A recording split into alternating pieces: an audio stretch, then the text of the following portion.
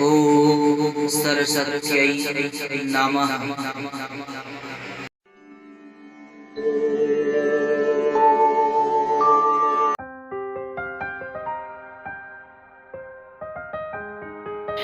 আজকের পাঠ শুকনাস উপদেশের দ্বিতীয় পর্ব।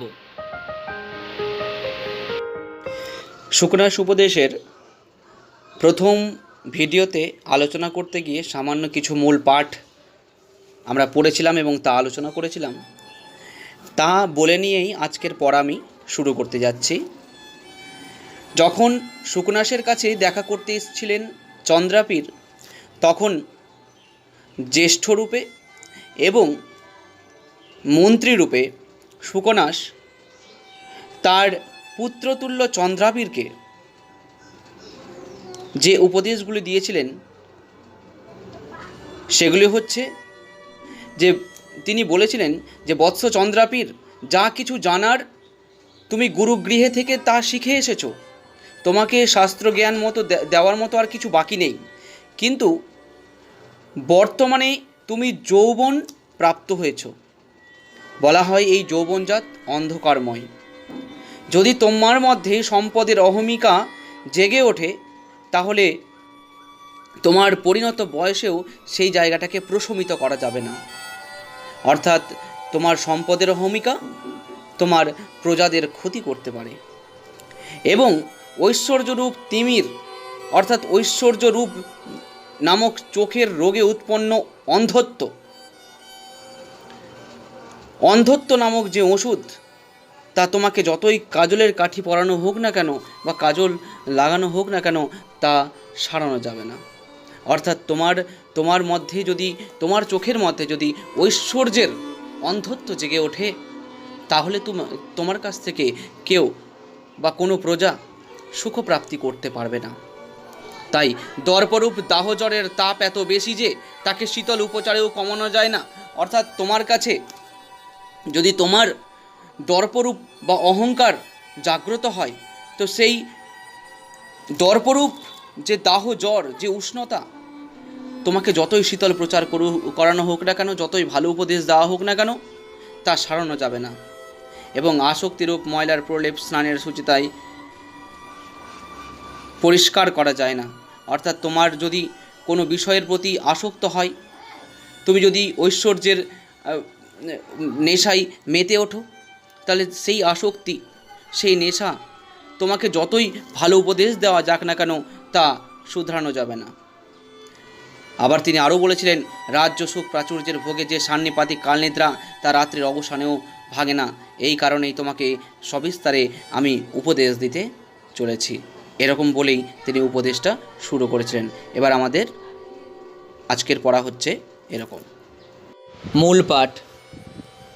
গর্ভ ঈশ্বরত্তম অভিনব যৌবনত্তম अप्रतिम रूपत्तम अमानुष शक्तित्वम चेति महतीयं खलु अनर्थ परंपरा सर्व अभिनयानम एकम एकम अपि येषामायतनं किमुत समवायः यौवनारंभे च प्रायः शास्त्र जल प्रक्षालन निर्मला अपि कालुष्यम उपयाति बुद्धिः अनुच्छित धबलता अपि शरागा एव भवति युणां दृष्टिः अपहरति च वात्येव शुष्कपत्रं समुद्भूत रजोभ्रांति अतिदूरम आत्म इच्छया यौवन समये पुरुषं प्रकृतिः इंद्रिय हरिण हारिणी च सततम अतिदुरन्तेयम् उपभोग मृगतृष्णिका नवयौवन कषायितात्मनश्च सलिलानि इव तानि एव विषयस्वरूपाणि आशद्यमानानि मधुरतराणि आपतन्ति मनसः नाशयति च दिङ्मोह इव उन्मार्ग प्रवर्तकः पुरुषम अति आसंगो বিষয়েষু। এবার আমি প্রত্যেক লাইন বাই লাইন তুলে দিয়ে তার বঙ্গানুবাদ বলছি। গর্ভ ঈশ্বরত্তম অভিনব যৌবনত্তম अप्रतिम रूपत्तम अमानुष शक्तित्तम चेति महतीयं खलु अनर्थ परंपरा। অর্থাৎ মাতৃগর্ভে থেকেই রাজার বড় ছেলে বলে কথা, ভবিষ্যতে রাজা হবে। তাই প্রভুত্ব লাভ, নবীন যৌবনের অধিকারী হওয়া, অতুলনীয় রূপবত্তা এবং অনন্য সাধারণ শক্তিমত্তা, এগুলি এক মহতী অনর্থ পরম্পরা। অর্থাৎ শুকনাস চন্দ্রাপীরকে উপদেশ দিতে গিয়ে এখানে বলেছেন যে তুমি যেহেতু রাজার পুত্র, গর্ভাবস্থা থেকেই তুমি নির্ধারিত ছিলে যে তুমি রাজা হবে, অতএব তোমার প্রভুত্ব লাভ, তুমি যে নবীন যৌবনের অধিকারী হয়েছ, তোমার যে অতুলনীয় রূপ এবং তোমার যে অনন্য সাধারণ শক্তিমত্তা এগুলি আছে, কিন্তু এগুলি থেকে হয়তোবা তোমার মধ্যে অহংকারের সৃষ্টিপাত হতে পারে। তার জন্য আমি এটাকে মনে করি বা শাস্ত্র বলছে এই সব জিনিস হচ্ছে এক অনর্থ পরম্পরা। তারপরে সর্ব অভিনয়ানম এক একম অপি এষাম আয়তনং কিমুত সমবায়ঃ, অর্থাৎ এদের এক একটি হলো সকল অভিনয়ের আশ্রয়, সমষ্টির আর কথা কি? অর্থাৎ যখন কোনো মানুষের মধ্যে প্রভুত্ব লাভ হয়, তার নামের প্রতিপত্তি হয়, সে নবীন যৌবনের অধিকারী হয়, যৌবন প্রাপ্ত হয় মানুষ, যখন সেই মানুষের মধ্যে অতুলনীয় রূপবত্তা জেগে ওঠে, অনন্য সাধারণ শক্তির অধিকারী হয় সে মানুষ, তখন তার মধ্যে অহংকারের সৃষ্টিপাত হয়। যার জন্য বলছে এই সব জিনিসই, নবীন যৌবন হওয়া, প্রতিপত্তি, যশ, খ্যাতি, এগুলো কিন্তু এক একটি অভিনয় এর কারণ। অর্থাৎ যখনই তোমার মধ্যে প্রচুর শক্তি হবে, যখন তোমার মধ্যে যখন অতুলনীয় রূপবত্তা জেগে উঠবে, তখন তোমার মধ্যে অহংকারের সৃষ্টি হবে, আত্ম অহংকারের সৃষ্টি হবে, এবং এইগুলির জন্যই তুমি অন্য ব্যক্তিকে, তোমার থেকে যে খারাপ, তোমার থেকে যার শক্তি কম, তাকে তুমি অভিনয় করবে। এই উপদেশ শুকনাস দিলেন চন্দ্রাপীরকে। তারপরে দেখো কি বলেছে, यौवनारंभे च प्रायः शास्त्रजल प्रक्षालन निर्मलापि कालुष्यमुपयाति बुद्धिः, অর্থাৎ যৌবনের আরম্ভকালে প্রায়ই শাস্ত্ররূপ জলে ধুয়ে পরিষ্কার করা বুদ্ধিও কলুষিত হয়ে যায়। অর্থাৎ মানুষ যখন যৌবন প্রাপ্ত হয়, সে তো ছোটো থেকেই পড়াশুনো শেখে, সকল আচার আচরণ শেখে, বড় হয়, ভদ্রনিষ্ঠ হয়, কিন্তু তার মধ্যে যখন নতুন যৌবনের প্রবেশ ঘটে, এই ব্যক্তি শাস্ত্র জ্ঞানহীন হয়ে পড়ে, প্রকৃতির রূপে মত্ত হয়ে গিয়ে সে নিজেকে রাঙিয়ে ফেলে। যার জন্য শুকনাস বলেছেন যৌবনের আরম্ভকালে প্রায়ই শাস্ত্ররূপ জলে ধুয়ে পরিষ্কার করা বুদ্ধিও কলুষিত হয়ে যায়। অর্থাৎ শাস্ত্র জ্ঞান সম্পন্ন বুদ্ধি মানুষের কলুষিত হয়ে পড়ে। তারপরে আছে অনুচ্ছিত ধবলতাপি সরাগা এব ভবতি ইউনাং দৃষ্টি, অর্থাৎ শুভ্রতা পরিত্যাগ না করেও যুবকের দৃষ্টি অর্থাৎ চক্ষু হয়ে যায় রঙিন। তারপরে अपहरति च वात्येव शुष्कपत्रं समुद्भूत रजो भ्रांति अति दूरम आत्मैच्छया यौवन समय पुरुषम प्रकृति, অর্থাৎ যৌবনকালে প্রকৃতি নিজের খুশি মতো পুরুষের মাথা ঘুরিয়ে দিয়ে টেনে নিয়ে যায়, অর্থাৎ ন্যায়পথ ও কর্তব্য থেকে অনেক দূরে টেনে নিয়ে চলে যায়, ঠিক যেমন শুকনো পাতাকে দূরে টেনে নিয়ে যায় ধুলোর ঘূর্ণি। অর্থাৎ শুকনাস এখানে বলতে চেয়েছেন যখন প্রকৃতি নবীন যৌবন সম্পন্ন হয়, তখন তার রূপে সকলকে মোহিত করে দেয়, ঠিক তেমনি যৌবনের আরম্ভকালে মানুষের জীবনে মানুষও কিন্তু বিভিন্নভাবে রঙিন জগতের প্রতি আসক্ত হয়ে পড়ে। তারপরে ইন্দ্রিয় হরিণ হারিণী চ সততম অতি দুরন্তেয়ম উপভোগ মৃগতৃষ্ণিকা, অর্থাৎ আমাদের ইন্দ্রিয় রূপ হরিণকে হরণ করা বিষয় ভোগরূপ মরীচিকা অতি শোচনীয় পরিণামে এনে দেয়। অর্থাৎ আমরা যদি কোনো বিষয়ের ওপরে এখানে বিষয় বলতে বোঝানো হয়েছে যে কোনো জিনিসের প্রতি যদি আমরা আসক্ত হয়ে পড়ি, আসক্ত কী দিয়ে আমরা কীভাবে হয়, আমরা ইন্দ্রিয়ের মাধ্যমে আসক্ত হয়। ঠিক আছে, চোখ দিয়ে দেখে আসক্ত হতে পারি, কান দিয়ে শুনে সেই শব্দের প্রতি আসক্ত হতে পারি, ঠিক আছে, বা কোনো কিছুর স্পর্শে অনুভব মাত্র আমরা তেমনভাবেও আকৃষ্ট হতে পারি। তো বলছে বিষয়ের প্রতিই কিন্তু মানুষ আকৃষ্ট হয়। যার জন্য বলছে আমাদের ইন্দ্রিয় রূপ হরিণকে হরণ করা বিষয় ভোগরূপ মরীচিকা, অর্থাৎ এমন এক মরীচিকা যেখানে আমাদের মনে হবে যে সেখানে গিয়ে আনন্দ আছে, কিন্তু বাস্তবেই সেখানে কিন্তু আনন্দ নেই।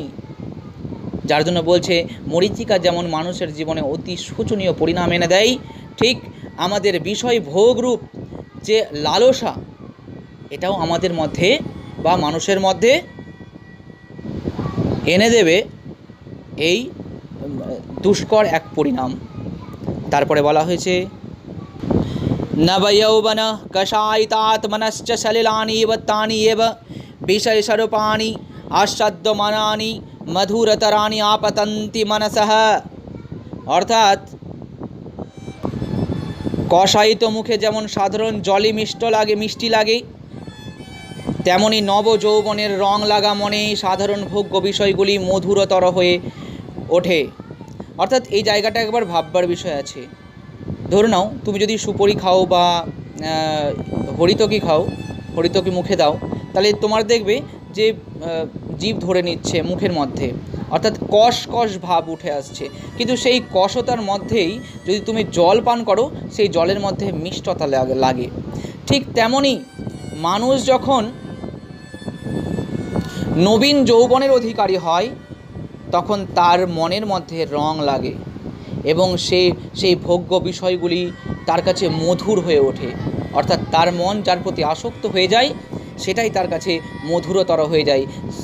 তা যতই সাধারণ হোক না কেন, তা যতই ক্ষতিকর হোক না কেন, তার কাছে সেটাই মধুরতর হয়ে ওঠে। যার জন্য শুকনাস এই উপদেশগুলি করছেন। তারপরে বলা হয়েছে নাশয়তি চ দুর্দিংমোহ ইব উন্মার্গঃ প্রবর্তকঃ পুরুষম অতি আসঙ্গ বিষয়েষু।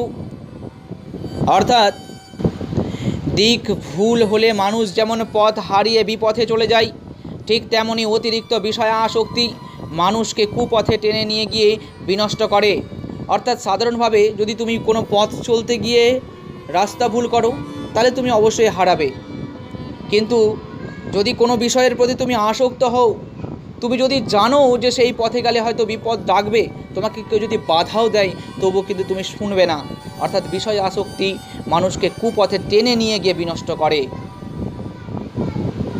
যার জন্যই শুকনাস চন্দ্রাবীরকে এই সব বিষয়ে এমনভাবেই উপদেশ দিতে লাগলেন। তারপরে প্যাসেজটা দেখো। এবার পরের পাঠ।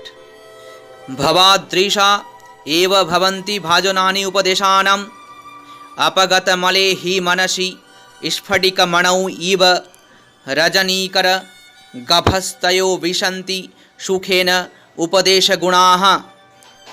गुरुवचनम् अमलम् अपि सलिलम् इव महद् उपजनयति श्रवणस्थितं शूलम् अभव्यस्य इतरस्य तु करीन इव शङ्ख आभरणम् आननशोभा समुदयम् अधिकतरम् उपजनयति हरति च सकलम् अति मलिनम् अपि अंधकारम् इव दोषजातं प्रदोष समय निशाकर इव गुरुपदेशः प्रशमहेतुर्वयः परिणाम इव पलितरूपेण शिरस्तिज जालम् अमलीकुर्वन् गुणरूपेण तदेव परिणमयति।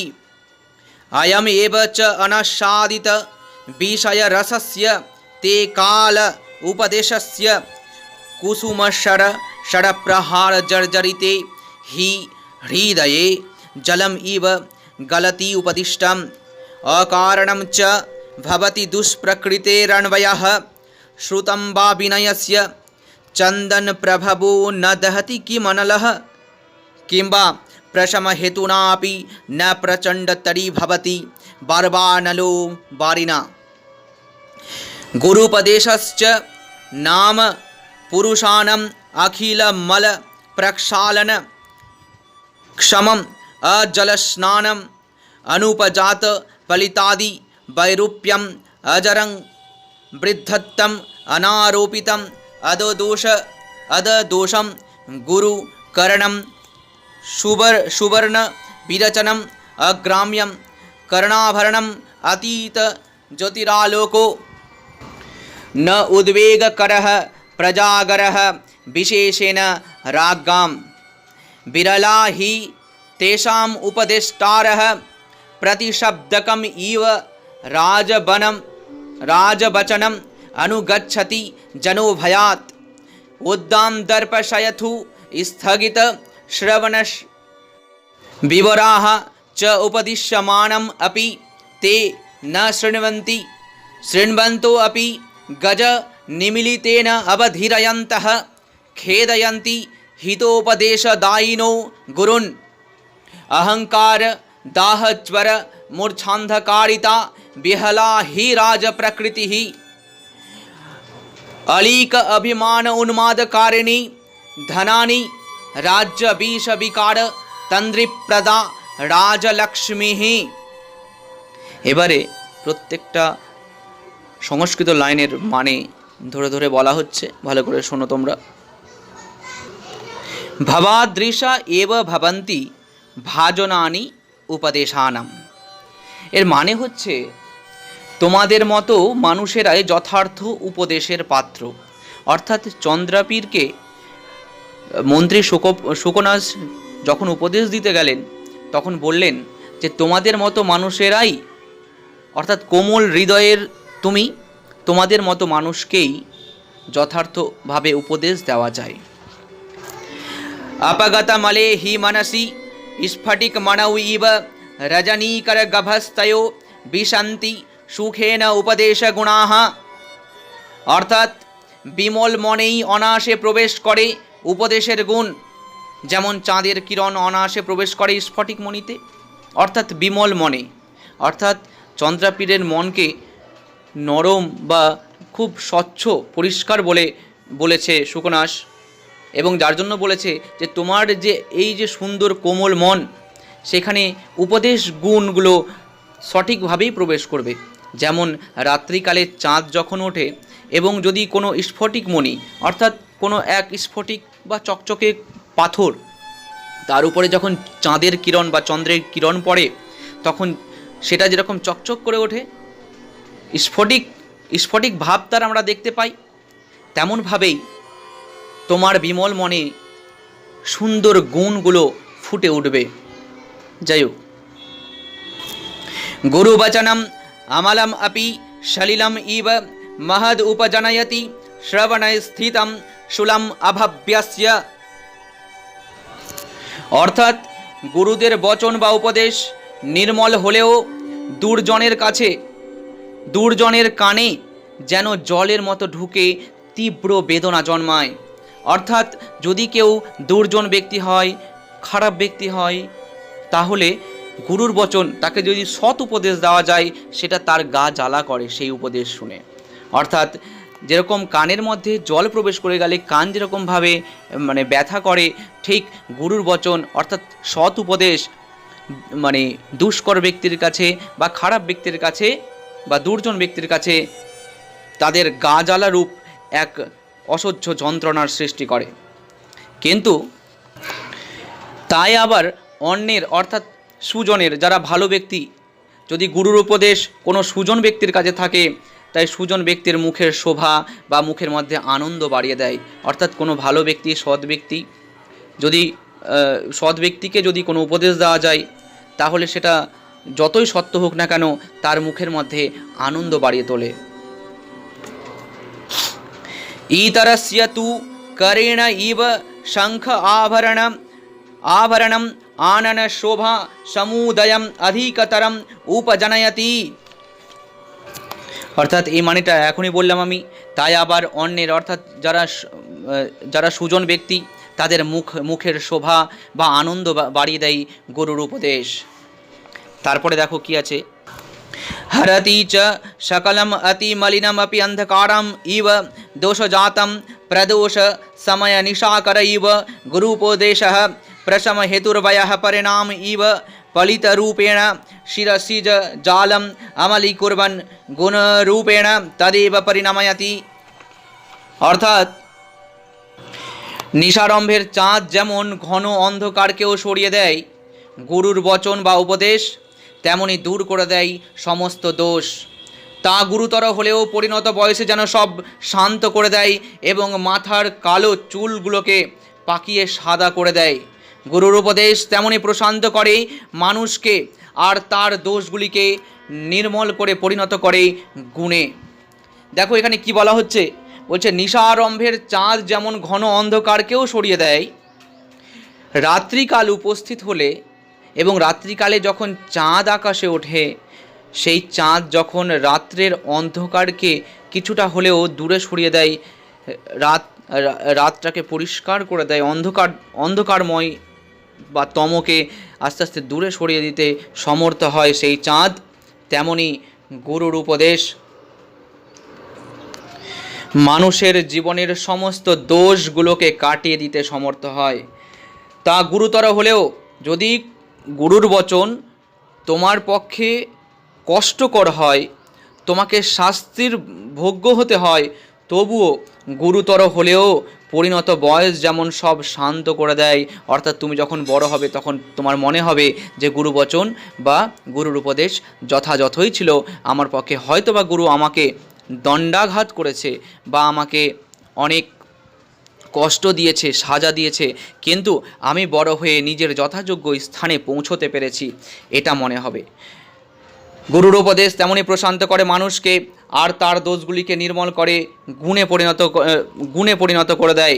অর্থাৎ তুমি ছোটোবেলা থেকেই গুরু তোমাকে উপদেশ দেবে, উপদেশ দিয়ে তোমাকে এমন এক জায়গাতে পৌঁছে দেবে, তুমি যখন বড় হবে তখন তোমার মধ্যে সেই সংস্কার, সেই গুণগুলো প্রস্ফুটিত হয়ে উঠবে।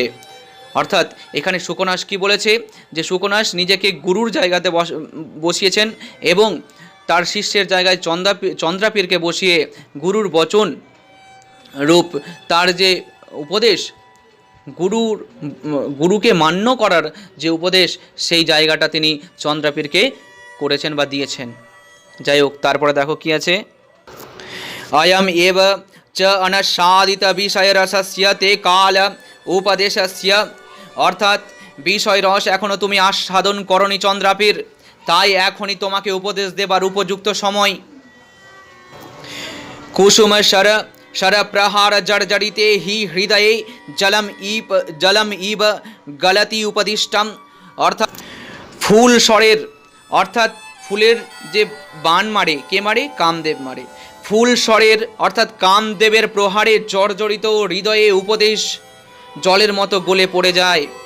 অর্থাৎ তুমি চন্দ্রাপীর যৌবন প্রাপ্ত হয়েছ, কোনো কারণবশত তুমি যদি কারো প্রতি আসক্ত হয়ে পড়ো, তুমি কাউকে যদি কারো প্রতি প্রেমাসক্ত হয়ে পড়ো, তোমার হৃদয় যদি কাউকে দিয়ে ফেলো, সেই হৃদয়ের মধ্যে কামদেবের প্রবেশ ঘটে, তাহলে আমার উপদেশ বা গুরুর উপদেশ তোমার কাছে যথাযোগ্য বলে মনে হবে না। তখন তোমার মনের আসক্তি তোমার কাছে প্রিয় হয়ে উঠবে। যার জন্য বলা হয়েছে এখানে অকারণম চ ভবতি দুষ্প্রকৃতেরন্বয়ঃ শ্রুতম বা বিনয়স্য। অর্থাৎ ভালো বংশে জন্ম বা লেখাপড়া দুর্জনকে বিনীত বা শিক্ষিত করার কারণ হতে পারে না। অর্থাৎ যদি কেউ ভালো পরিবার থেকে জন্মগ্রহণ করে বা ভালো বংশে জন্মগ্রহণ করে বা ভালোভাবে লেখাপড়া করে, সেই ব্যক্তি যদি আবার দুর্জন হয়, অসৎ প্রবৃত্তির হয়, তাহলে তার যতই শিক্ষা হয়ে যাক না কেন, সে শিক্ষিত ব্যক্তি বলে গণ্য হতে পারে না। চন্দন প্রভবো ন দহতি কিমনলহ কিংবা প্রশম হেতুনা আপি ন প্রচণ্ড তরি ভবতি বারবানলো বারিনা। অর্থাৎ চন্দন কাঠ বা চন্দন কাঠের আগুন কি মানুষকে দগ্ধ করে না? অথবা সে যে জল ঠান্ডা করে তাতেই কি আরও প্রচণ্ড হয়ে জ্বলে ওঠে না বারবানল? অর্থাৎ এরকম বলা হচ্ছে চন্দন কাঠ তো সুগন্ধি এক কাঠ, তো এই কি শুধুমাত্র সুগন্ধ দেওয়ার জন্যই? এই কাঠে কি আগুন জ্বলতে পারে না? এই আগুন কি মানুষকে দগ্ধ করতে পারে না বা অন্যান্য কিছু দগ্ধ করতে পারে না? অবশ্যই পারে। যার জন্য বলছে চন্দন কাঠের আগুন কি দগ্ধ করে না? অথবা যে জল ঠান্ডা করে, অর্থাৎ আমরা জল দিয়ে আগুনকে ঠান্ডা করি, কিন্তু সেই আগুন কি জলকে গরম করতে পারে না?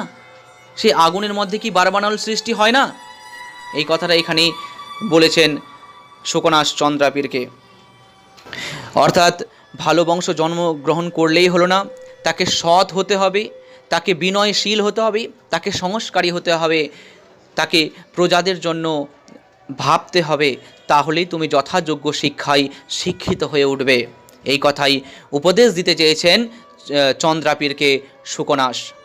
তারপরে দেখো, গুরুপদেশশ্চ নাম পুরুষাণম অখিল মল প্রক্ষালন ক্ষমম অজল স্নানম অনুপজাত পলিতাদি বৈরূপ্যম অজরম বৃদ্ধত্তম অনারোপিতম अददोषम गुरुकरणम सुवर्ण विरचनम अग्राम्यम कर्णाभरणम अतीत ज्योतिरालोको न उद्वेग करह प्रजागरह विशेषेण रागाम। অর্থাৎ গরুর উপদেশ হলো মানুষের সকল ময়লা বা দোষ ধুয়ে দেওয়া নির্জল স্নান। অর্থাৎ মানুষ নিজের শরীরকে শুদ্ধ করার জন্য স্নান করে, কিন্তু মানুষের যে জীবন সে যাবৎ পর্যন্ত বেঁচে থাকবে ততদিন পর্যন্ত তাকে নির্মলভাবে স্নান করিয়ে দেবে গুরুর উপদেশ। অর্থাৎ গুরুর কথা মতো যদি সেই বালক বা সেই মানুষ চলে তাহলে আজীবন সে শুদ্ধ থাকবে, তার মধ্যে শুদ্ধ সংস্কার থাকবে, তার মধ্যে বিনয়শীল আচরণ থাকবে। এই জন্যই এখানে শোকনাশ বলেছেন গুরুর উপদেশ হলো মানুষের সকল ময়লা বা দোষ ধুয়ে দেওয়া নির্জল স্নান। চুল পাকারূপ বিকৃতিহীন জরাহীন বৃদ্ধত্বের বিধায়ক। অর্থাৎ মানুষ বৃদ্ধ যখন বৃদ্ধ অবস্থা প্রাপ্ত হয় তখন সেই মানুষের মধ্যে কি হয়? জরা সৃষ্টি হয়। জরা মানে সে চলাফেরা করতে পারে না, এক জায়গায় বসে থাকে। অর্থাৎ মানুষ বৃদ্ধ অবস্থা প্রাপ্ত হয় বয়স বেড়ে যেতে গেলে। কিন্তু এখানে গুরুর উপদেশের মাধ্যমে বলা হয়েছে গুরুর উপদেশ বা গুরুর শিক্ষা সেই মানুষের অভিজ্ঞতা আর জ্ঞানে এত প্রবীণ করে দেয় তাকে, সে যদি ছোটও থাকে তবুও তার মধ্যে বৃদ্ধত্ব অর্থাৎ জ্ঞান বৃদ্ধ বলে সে পরিগণিত হয়। অর্থাৎ জ্ঞানে সে সবার থেকে বড়, অর্থাৎ জ্ঞান বৃদ্ধ বলে পরিগণিত হয় সে। তারপরে বলা হয়েছে মেদ বৃদ্ধি না করেই তা বাড়িয়ে দেয় ওজন। অর্থাৎ আমাদের যখন শরীরে মেদ বাড়ে, মেদ বলতে চর্বির কথা বলা হচ্ছে, মেদ আমাদের শরীরে যখন মেদ বাড়ে তখন আমাদের শরীরের মধ্যে কি হয়? ওজন বাড়ে, আমাদের মানুষের শরীরে ওজন বাড়ে। কিন্তু কোনো মানুষ যদি যথাযোগ্য শিক্ষায় শিক্ষিত থাকে, যথাযোগ্য জ্ঞানী থাকে, তার মধ্যে বিনয়সুলভ আচরণ থাকে, তার মধ্যে সংস্কার থাকে, তাহলে সে অবশ্যই গুরুত্ব পায় মনুষ্য সমাজে বা লোক সমাজে, তাই তো? অর্থাৎ তার গুরুত্ব বেড়ে যায়। অর্থাৎ মেদ যেরকম বাড়তে গেলে শরীরের মধ্যে ওজন বাড়ে, কিন্তু কোনো মানুষ যদি পাতলাও থাকে কিন্তু তার যদি যথাযোগ্য জ্ঞান থাকে, সে জ্ঞান বৃদ্ধ থাকে, তাহলে সে লোক সমাজে শিক্ষিত, বিনয়শীল এবং গুরুত্ব পাবে, তাই তো? তারপরে দেখো কি বলা হয়েছে, বলছে সোনায় তৈরি নয় অথচ অগ্রাম্য কানের ভূষণ। কোনো মানুষ সোনা দিয়ে তৈরি নয়, কিন্তু মানুষকেই সোনা বলা হয়, কারণ সে জ্ঞানে পরিপূর্ণ। অর্থাৎ আমরা আমাদের উদাহরণ দিতে গিয়ে আমরা অনেক সময় বলে থাকি যে মানুষটা সত্যি সত্যি অমূল্য একজন ব্যক্তি, অমূল্য রত্ন। অর্থাৎ কেন? তার জ্ঞান, তার কর্মটাকে আমরা বিশেষ রূপে প্রাধান্য দিয়ে থাকি। যার জন্য গুরুই এমন একজন ব্যক্তি হচ্ছেন যিনি সকল মানুষকে তার জীবনের লক্ষ্যে পৌঁছে দিতে বা তার সেই গুরু সেই মানুষকে তার জীবনের উন্নত শিখরে পৌঁছে দিতে, স্বাবলম্বী করে তুলতে, তাকে বিনয়শীল করে তুলতে, তাকে সংস্কারী করে তুলতে পারেন। যার জন্য গুরুর উপদেশ সকলকে মান্য করে চলা উচিত। বলা হয় সোনায় তৈরি নয় অথচ অগ্রাম্য কানের ভূষণ। অর্থাৎ তুমি সোনা দিয়ে তৈরি না হলেও তোমার যে জ্ঞান, সেই জ্ঞান হেতু সোনা যেরকম কানের মধ্যে ঝলমল করে তোমার জ্ঞান তোমার সারা শরীরে তেমনভাবেই ঝলমল করবে। তোমার বিনয়সুলভ আচরণ মনুষ্য সমাজের কাছে তোমাকে উদ্ভাসিত করবে, তোমাকে ঝলমল করে গড়ে তুলবে। যে মানুষের মধ্যে জ্ঞান থাকবে, সে যে আলো যেরকম জলে তারপরে তা প্রকাশিত হয়, কিন্তু মানুষের মধ্যে তো কোনো আলো থাকে না, কিন্তু তার মধ্যে যদি জ্ঞান থাকে তাহলে সে মনুষ্য সমাজে ঝলমল করে উঠবে, জাগিয়ে তোলে, অথচ বিরক্তির উদ্রেক করে না। সেই ব্যক্তির মধ্যে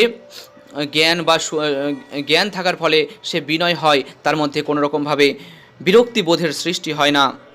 বিশেষ করে রাজাদের পক্ষে এই ধরনের আচরণ মান্য করে চলা উচিত। কারণ বিরলা হি তেষাম উপদেষ্টারঃ, কেননা তাদের উপদেশ দেওয়ার মতো লোক অতি বিরল। অর্থাৎ রাজাকে উপদেশ দেওয়ার মতো লোক সাধারণত দেখা যায় না। প্রতিশব্দকম ইব রাজবচনম অনুগচ্ছতি জনো ভয়াত, অর্থাৎ লোকে ভয়ে প্রতিধ্বনির মতো রাজার কথায় সায় দেয়। অর্থাৎ হয়তো কেউ ভয়ে, হয়তো কেউ লোভে রাজার কথাতে সায় দিয়ে দিয়ে তার পক্ষে কথা বলে। উদ্দাম দর্পশয়থু স্থগিত শ্রবণ বিবরশ্চৌপদেশানাম अपि ते न शृण्वन्ति, অর্থাৎ উদ্দাম দর্প শোথ রোগের মতো তাদের কানের ফুটো দেয় বুঝিয়ে, উপদেশ দিলেও তারা শোনেন না। অর্থাৎ উদ্দাম দর্প অর্থাৎ অহংকার, মানে মানুষের যখন আত্ম অহংকার বেড়ে যায় তখন সেই অহংকারে বশবর্তী হয়ে শোথ রোগের মতো, অর্থাৎ কানে যে শুনতে পায় না, শোথ রোগ মানে কি বলবো, কানে কালা, সে শুনতে পায় না, হ্যাঁ, এমন ভাব করে। অর্থাৎ আমাদের সমাজে আমরা সাধারণত দেখতে পাই অনেক নেতা এমন আছেন যাদের টাকার প্রাচুর্যতা এতটাই বেড়ে গেছে, তারা এতটাই এমন একটা জায়গাতে পৌঁছে গেছেন যে সাধারণ মানুষের করুণ দৃষ্টি, করুণ আওয়াজ তাদের কানে পৌঁছয় না। এবং সেই সব নেতাদের সঙ্গে আশপাশে যারা থাকে তাদের সঙ্গে যারা কাজ করে, সেই নেতাদের সঙ্গে সেই ব্যক্তিগুলো কানে তুলো বুঝে নেয়, তাদের কানেও কোনো রকমভাবে কোনো আওয়াজ প্রবেশ করে না সাধারণ মানুষের।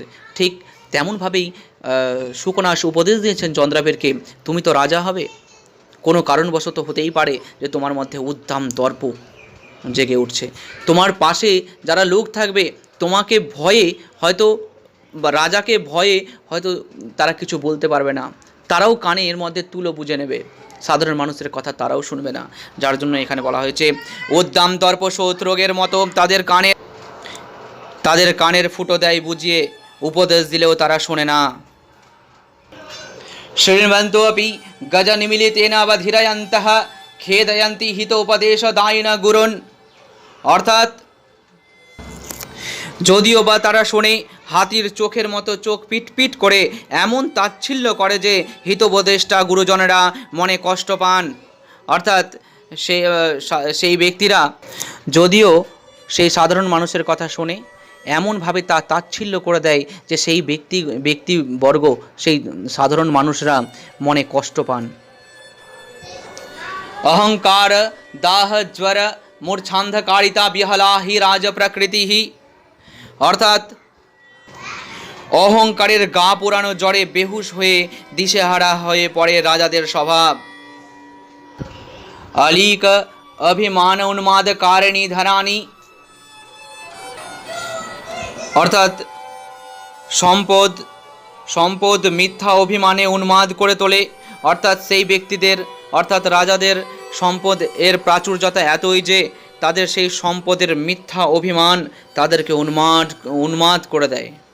অর্থাৎ সম্পদের ফলে তাদের মনের মধ্যে অভিমান জাগে, আত্মঅহংকার বাড়ে, যার ফলে তারা উন্মাদ হয়ে পড়ে, অর্থাৎ সে নিজের বিষয় সুখে পাগল হয়ে পড়ে। রাজ্য বিষ বিকার তন্দ্রী প্রদা রাজলক্ষ্মী, আর কি হয় জানো, আর রাজলক্ষ্মী রাজাদের ঘুম পাড়িয়ে দেয় রাজ্যরূপ বিষয়ের বিকারে। অর্থাৎ রাজলক্ষ্মী অর্থাৎ রাজ্যের যে ধন, রাজার যে ধন, সেই ধনের আনন্দে তার ঘুম চলে আসে। সে যেন নেশার বশবর্তী হয়ে ঘুমিয়ে পড়ে, অর্থাৎ তার কাছে ধনই সর্বশ্রেষ্ঠ হয়ে পড়ে। আমরা বর্তমান সমাজেও এই ধরনের জিনিসগুলো পরিলক্ষিত করতে পারি।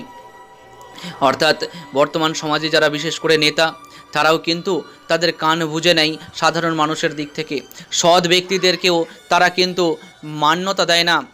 আর তাদের এত বড় খারাপ কাজের ফলেও তারা নিশ্চিন্তে বাড়িতে ঘুমোতে পারে, কারণ তাদের যে রাজলক্ষ্মী অর্থাৎ তাদের যে ধন তাদেরকে সাহায্য করে তাদেরকে নেশায় বিভোর হয়ে ঘুমিয়ে যেতে। তারা আনন্দ মনে ঘুমোতে পারে।